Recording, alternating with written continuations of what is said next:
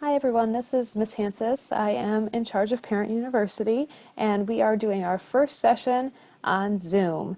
And so if you have questions about Zoom, hopefully this presentation will answer them. And if not, there are always ways for you to reach out and get help from either myself or technology when it comes to helping your student navigate Zoom. A couple of things, obviously Zoom has become our new classroom this year, so things look a lot different for your student. And so we want to make them successful in this classroom, and giving you guys the information and tools to help troubleshoot will be an easier way for us to get the information to them and your student to feel less frustrated in this new world that we're living in. So a couple of features within Zoom that I just want to go over. I have a couple of screenshots for you. Of what your student might see on their iPad. And so I took this from my own iPad, logged into one of my own meetings. And so I just want to be sure that you understand that your student may see this message. Oops, let me go back. They may see this message here when they first log in. And when they see this message, it's very important that they click this one that says call using internet audio. And that way it goes directly to their iPad. They can hear the teacher speaking, and then they also have the option to unmute their microphone as they get started in the class. The next slide, right next to it here, I just want to show you these two buttons up at the top of the screen on the Zoom banner. So if the student's teacher asks to see them on video, they just have to unclick this box here, and that red slash will go away and their video will turn on. The other option that they have is if they needed to ask a question or answer a question, they could unmute themselves. So clicking on the microphone, it would be ready to go for them to talk into the microphone and ask their teacher the question or answer the question that the teacher is asking. So those are two items on the main banner that the student may need to access during the class time. The next piece that I wanted to go over is on this slide. All the way to the right, there are 3 dots and the word more. That gives them more options for things that they can do in the class. Let's say the teacher says, how are we doing today? Do we understand what is going on? If you're ready to go, give me a thumbs up. They can go ahead and click the emoji thumb up button, and the teacher could see that they're ready to go. They have a chat feature, which I'll go over in just a moment. They can change their background. So if, like in my picture, you see a door and a bookshelf, if I don't like that background, I can go ahead and pick a virtual background. And then there's also a raise their hand option if they have a question for the teacher. So those are the features here.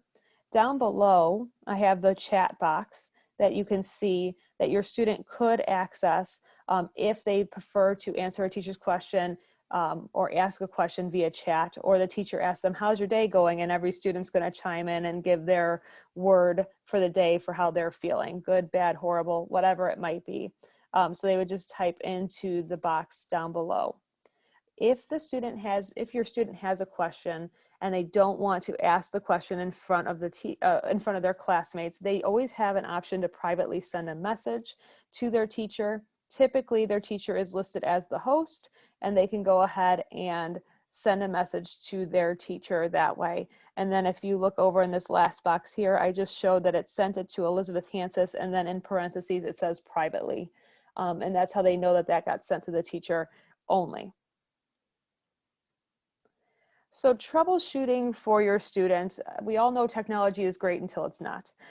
So where can your student find their Zoom link for their class? The location is typically in the Canvas app. That is how all teachers are going to be communicating with their students and giving assignments out this year. So one place you might find it is under announcements. For instance, I had put this link in for my students. Here's today's link to the meeting. You can also find it under the Zoom tab to the left. So the student could click on this button here and it would take them there, or they could click on Zoom on that same menu on the left-hand side, and then they'll see every meeting that's happening, and then they could go over here, click the join button. Also, another thing that we hear a lot about is Zoom says I can't get into the meeting. The most important thing for you to remind your student to do is go to zoom.com and make sure that they sign in using their rebels.ridgenet.org email. Because we have security settings in place, we only allow kids to enter their class with that email. It just helps us out. So they would click sign in, and then they could either enter their email address and password in this section here and hit sign in. Otherwise, they can sign in with Google because their rebels.ridgenet email is a Google account as well. The other piece that you might want to troubleshoot is, where can my child access teacher's office hours? So on Mondays, all teachers have remote office hours, and then some of our teachers are remote even Tuesday through Friday. And so if your student has scheduled office hours on those days, they can, every teacher is a little bit different, but those will be in Canvas as well. I'm just showing you my Canvas class, and that I have under modules. I have a link for office hours here. If the student clicks on this page right here, it takes them to this section, and it just states that if you want office hours between the 11:15 and 12:15 on Monday, just email me and I will set up a time and a Zoom link for you. If you want the afternoon office hours on Monday, here's the Zoom link. I will sit on there and you could just pop in and off. If you pop in and see me and then jump off after you're done asking your question. For me personally, Tuesday through Friday, I am in person. So any office hours that I'm offering are always in person on those days. Like I said, every teacher might be slightly different, but that's where they should be able to find it, either in the office hours under modules or in the announcements that the teacher has left. All right, and when all else fails and you've done all you can go ahead and restart the iPad and try all those things again, or you can email technology@ridgenet.org. So although the school year is very different and we are remote, we are still trying to have those engaging classes with our students. And so teachers are going to use a variety of methods via Zoom, via Google, trying to get kids involved in the class. So we are going to ask kids to use the chat feature in Zoom. Sometimes we'll say, go ahead and publish it to the public, or if you want to just privately message me your answer, you could do that. So knowing the chat feature is super important for your student. We will be using breakout rooms, and I think your children have already been involved in breakout rooms in multiple classes already. But what that feature allows us to do is to move kids into different pockets of kids. So there's 6 to 8 kids in a group, and they can collaborate and discuss a question that you have for them, and then they can come back to the bigger group at the end. But it allows kids to feel a little bit safer in a smaller setting with their peers to talk. Other things that the teachers can use within Zoom are polls. So I can send out a poll at the beginning of class asking students, how are you feeling today? Is it okay if I record this session? And other questions. And so the kids can then answer the poll, and I'll get all the feedback and I can share that information with them. The other feature that teachers are starting to use is this shared Google Documents. So if I send kids out into a breakout room, I could have them answer a question like, what does leadership, what are some qualities of a leader? And what are those words that you use when you talk about leaders? And I send them out using this QR code on the right-hand side here. They scan it before they go into the room. It takes them to a Google Doc, and all the students are working on that Google Doc while they're in their breakout rooms.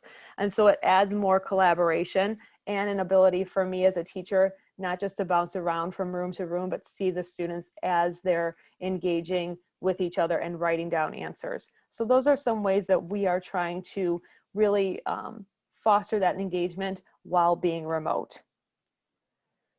We also sent home recently Zoom Etiquette for your students, and that was sent home with the schedule of the year. And so just to go over a couple expectations that we have, we ask that your student treat each Zoom class like a regular classroom, act in accordance with the parent-student handbook, to be on time. So a lot of times I tell students, like, if you know you have a hard time logging in, go ahead and just set up your computer 10 minutes ahead of time, get onto the Zoom.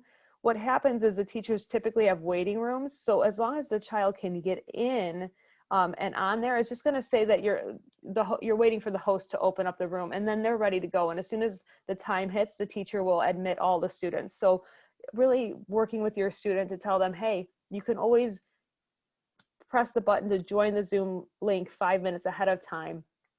And that way you know it works, so that you're not flustered and now you're 5 minutes late. Be actively engaged in the class, be viewable. We do talk about some teachers want the kids on camera, and if there is an issue and your student doesn't want to be on camera, then we ask that they talk directly to their teacher or advisor about the situation. Make sure that your student is muting their microphone when they're not speaking.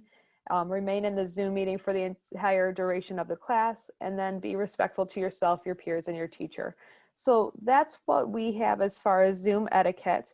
If you do have any questions about Zoom, like I said, if it's a technical question, you can email technology@ridgenet.org.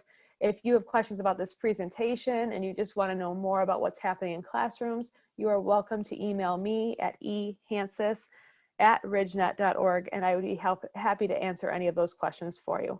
Thank you for your time, and we hope to see you at the next Parent University.